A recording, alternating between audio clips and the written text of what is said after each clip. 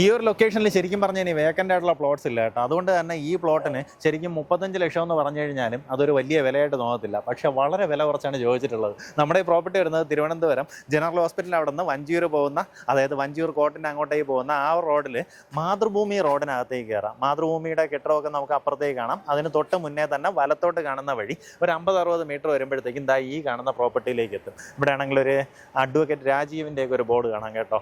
അതിൻ്റെ സൈഡിലൂടെ കാണുന്ന വഴി. ഈ ഒരു വഴിയിലും ഇതിന് ചുറ്റോട്ടും എല്ലാം നോക്കുകയാണെന്നുണ്ടെങ്കിൽ മിക്കവാറും എല്ലാ കെട്ടിടങ്ങളും ഇതുപോലുള്ള അഡ്വക്കേറ്റ്സിൻ്റെയൊക്കെ ഓഫീസായിരിക്കും കേട്ടോ. കാരണം തൊട്ടടുത്താണ് നമുക്ക് വഞ്ചിയൂർ കോടതി, തൊട്ടടുത്തായിട്ട് ജനറൽ ഹോസ്പിറ്റൽ.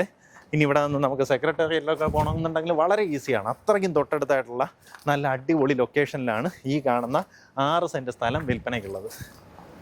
ഇതിന് ചോദിച്ചിട്ടുള്ള വില 23 ലക്ഷം രൂപ മാത്രമാണ് കേട്ടോ. ഇത്ര അടിപൊളി പ്രൈസ് അല്ലേ, മിസ്സാക്കണ്ട.